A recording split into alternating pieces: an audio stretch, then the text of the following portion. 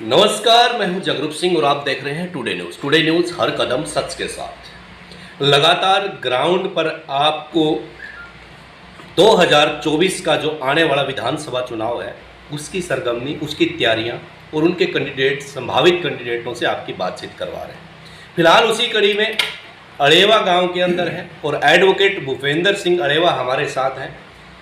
लगातार ग्राउंड पर तैयारी कर रहे हैं और कांग्रेस पार्टी से उचाना विधानसभा की टिकट मांग रहे हैं। टिकट मांगना सभी कार्यकर्ताओं का अधिकार है और जो ग्राउंड पर फिलहाल तैयारी कर रहे हैं तो टिकट, वैसे तो भूपेंद्र जी से बात करवाएंगे, वो खुद बताएंगे। 2019 विधानसभा चुनाव में भी भूपेंद्र सिंह अड़ेवा टिकट मांग रहे थे, लेकिन किसी कारणवश टिकट कट गई। अभी फिलहाल में बहुत सारे साथी कांग्रेस की टिकट पर लाइन में हैं। किसके हाथ लॉटरी लगेगी ये तो समय बताएगा और वोटर उस समय की नज़ाकत को देखते हुए विधानसभा में पहुंचाने का काम करेंगे। तो बातचीत करवाते हैं। एडवोकेट भूपेंद्र जी, आपका स्वागत है। नमस्कार जगरूप जी, आपको और आपके चैनल को, आपके दर्शकों को बहुत बहुत शुभकामनाएं और नमस्कार। मेरी जो सवाल हैं वो जनता के सवाल हैं, जो ग्राउंड पर लोग जानना चाहते हैं, क्योंकि हर व्यक्ति अभी आप तक नहीं पहुंच रहा। ये अलग बात है कि आप लोगों तक पहुंचने का काम कर रहे हैं। पहला सवाल, लोग कह रहे हैं, कुछ साथी अभी नए आए हैं और फील्ड में तैयारी कर रहे हैं।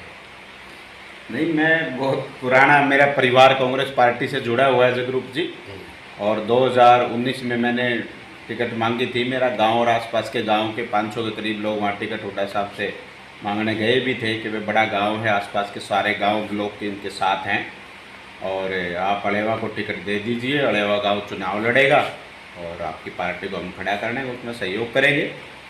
चलो, जो भी पार्टी का डिसीजन था हमने स्वीकार किया, ये सबका अधिकार है। और साथी भी, वो भी टिकट मांग रहे हैं तो बहुत अच्छी बात है। मेहनत कर रहे हैं, लोगों की समस्याओं तक जा रहे हैं, उनसे समस्याएं निकल के आ रही है, हमारे भी ध्यान में आ रही है, उनके ऊपर गौर किया जाएगा ऐसा मौका मिला तो।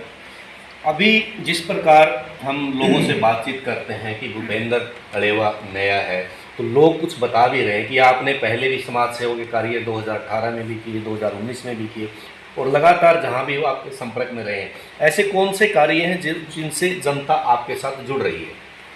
मैंने कई आँखों के कैंप लगाए हैं, गांव वाइज गांव जाके मेडिसिन कैंप लगाए हैं, हेल्थ चेकअप थे जो, और ब्लड डोनेशन कैंप लगाए हैं। कई गौशालाओं से मैं जुड़ा हुआ हूँ, यहाँ लोगों में मैं रेगुलर आता जाता था। सर्विस के साथ साथ मेरा परिवार यहाँ लोकल सारा रहता था। मेरे बाबूजी किसान हैं, पंचायती व्यक्ति हैं, पंचायतों में लंबा चौड़ा उनका आना जाना है। मेरा गांव बड़ा है, सब मान सम्मान करते हैं, जहाँ भी जाता हूँ पूरा मान सम्मान मिलता है और मैं उनके लिए धन्यवाद भी करता हूँ, शुभकामनाएं भी देता हूँ। उचाना के वैसे तो बहुत सारे धरातल के मुद्दे हैं, हमारी टीम भी उस मुद्दों को उठाती रहती है। अगर उचाना की जनता आपको मौका देती है जी, तो ऐसे कौन से मुद्दे हैं जो एक विधायक रहते एडवोकेट भूपेंद्र वर्मा करवा सकता है? सबसे पहले तो यहाँ युवाओं के साथ जो इस सरकार ने बेरोजगारी को बढ़ावा देने का काम किया है, यदि मुझे मौका मिलता है तो हम अपनी सरकार से, और यहाँ नई स्कीमें जो हमारे जहन में है, समझ में है, हमारे पीछे भी लंबे टाइम से जो यहाँ वंचित रहे हैं लोग, हम युवाओं के लिए रोजगार की सबसे पहले प्रायोरिटी रहेगी। उसके बाद शिक्षा की, 1-2 कॉलेज है हमारे, हालांकि उचाना में बड़ा अभाव है, कोई गवर्नमेंट कॉलेज नहीं है तो वहाँ टीचर नहीं है, टीचर है तो वहाँ बसों की व्यवस्था नहीं है, सब अस्त व्यस्त है। सबसे पहले हम यहाँ लड़कियों के लिए, जो महिलाएं हैं उनके लिए ऐसी स्कीम लेके आएंगे कि उनको भी रोजगार मिले, बच्चे हमारे पढ़े, लड़कियाँ पढ़े, अव्यवस्था ना रहे उनके लिए।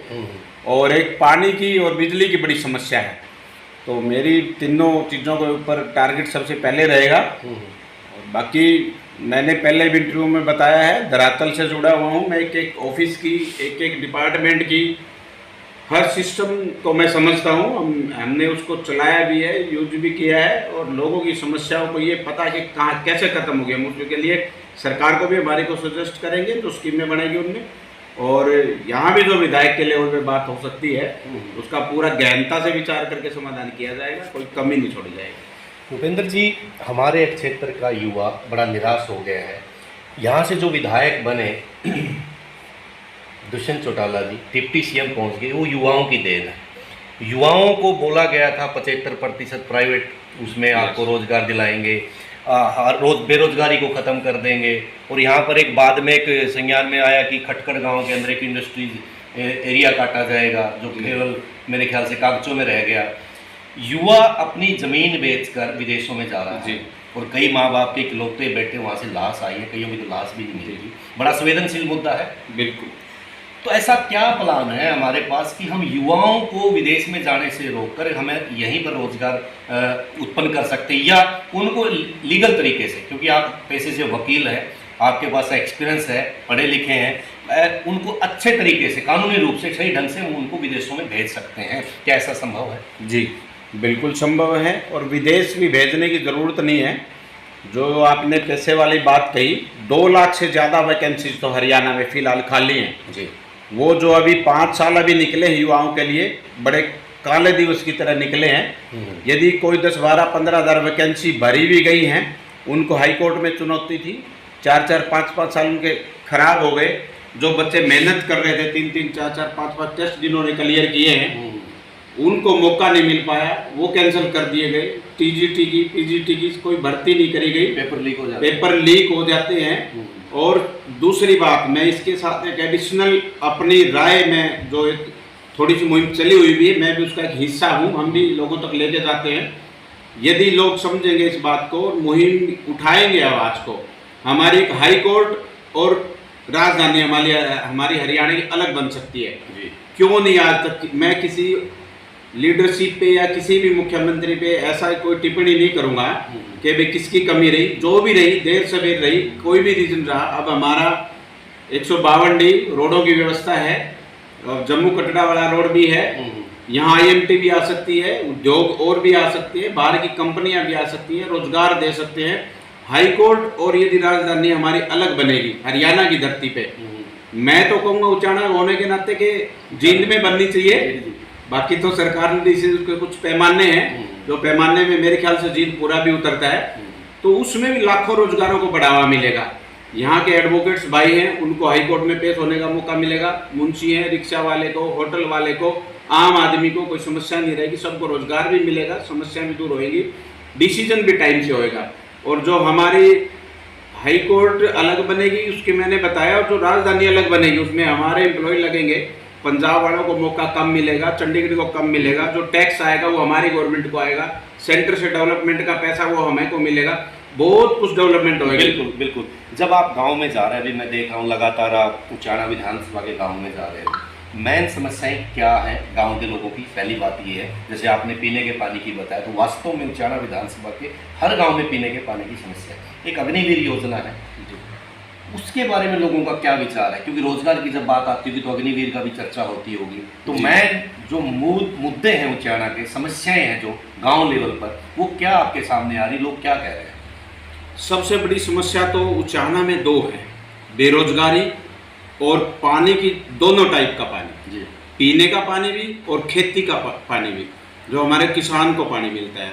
जो हमारे नहर है, बड़ी नहर नहीं है कोई आसपास, वो है तो कोई उधर नरवाना साइड, इधर छोटे छोटे रजबाए हैं, उनमें एक महीना 40-40, 45-45 दिन पानी नहीं आता। आता है तो 1 सप्ताह आता है। 1 सप्ताह में एक किसान को 1 किले की 10 से 12 मिनट मिलती है। 10 से 12 मिनट में क्या हो सकता है? 2 फुट भी नहीं भरते, ऊपर से परमात्मा की मार है। किसान में बिल्कुल त्राही त्राही है। और पानी, अभी मैं कल परसों भी गया था, उधर बड़ौदा में भी था, इधर रोजखेड़ा में भी था, नगूरा में, कई गांव तो ऐसे हैं जहां अब भी सिल्वर की और पीतल की अपनी टोकरियां लेके रोड को क्रॉस करके अपनी जान जोखिम में डाल के कोई नलके से, कोई कुएं से पानी लेके आने लग रहे हैं। तो ये बड़ी समस्या है, रोजगार की भी है, पानी की भी है। और बिजली का ये है कि 8 घंटे किसान को बिजली मिलती है। 8 घंटे में 2 किले नहीं भरते। जो जमींदार 20-20, 30-30 किलो की खेती कर रहा है, 10 किलो खेती कर रहा है, या जिसके पास 5 किले ही हैं, उसका भी अभी तक पूरा नहीं पट रहा। क्या बात कर रहे हैं, मनोहर लाल जी ने तो कल एक पुस्तक का विमोचन कर दिया, 5300 कुछ गाँव में 24 घंटे बिजली मिलती है। ये सब दिखावा है। उन्होंने तो कहा है कि शिक्षा को भी बढ़ावा दिया है, 5000 स्कूलों को मर्ज कर दिया, 5000 स्कूलों को मर्ज कर दिया, और टीचरों की वैकेंसीज वहाँ से कम कर दी। बड़ा शिक्षा के ऊपर भी, और बस बीजेपी एक दिखावे की बात कर रही है, लोगों को बहकाने की बात है। अब बहकावे में आने वाला नहीं है, समझ चुके हैं, ऐसा कुछ होने वाला नहीं है। अच्छा, एक बात था, उचाना बड़ा सीधा सा इलाका, अपना बांगर की धरती बोली जाती है, बड़े भोले लोग हैं, किसी पे भी विश्वास कर लेते हैं। अब की बार आपने देखा होगा कि सिरसा से आगे दुष्यंत सिंह चौटाला को बना दिया, 2009 में यहाँ से ओम प्रकाश चौटाला को जिता दिया। यहाँ दो घराने हैं हरियाणा, अपने उचाना की बात कर लेते हैं, एक चौधरी वीरेंद्र सिंह का घराना, एक ओम प्रकाश चौटाला का घराना, चौटाला परिवार। तो अब की बार एक आस जगी है उचाना के अंदर कि नए नए युवा साथी, पढ़े लिखे आप जैसे साथी मैदान में आए हैं। बहुत सारे साथी अपनी तैयारी कर रहे हैं, अपने हिसाब से तैयारी कर रहे हैं। पार्टी 2-3 है और आपको भी पता है मुकाबला किसके अंदर रहना है। कांग्रेस की एक लहर आज हरियाणा में चल रही है, इसमें कोई गुरेज नहीं हो सकता। भूपेंद्र सिंह हुड्डा का नाम चल रहा है, अभी दीपेंद्र सिंह हुड्डा पैदल यात्रा उन्होंने शुरू कर दी, हरियाणा मांगे इंसाफ। तो इन दो घरानों से हटकर क्या वोटर नए चेहरे पर विश्वास करेगा? बिल्कुल, मैं जहाँ भी जा रहा हूँ यही बात सामने आती है कि भाई कोई नए चेहरा आएगा, आप जैसे पढ़े लिखे आएंगे तो हम उनको पूरा मौका देंगे, दिल से साथ देंगे। हुड्डा साहब को लोग बहुत पसंद करते हैं, हुड्डा साहब की सरकार बनेगी। यात्रा वाली बात यह है कि पहले जब यात्रा निकाली गई एमपी के चुनाव से पहले, उसका क्या परिणाम आया आपको पता है हरियाणा में।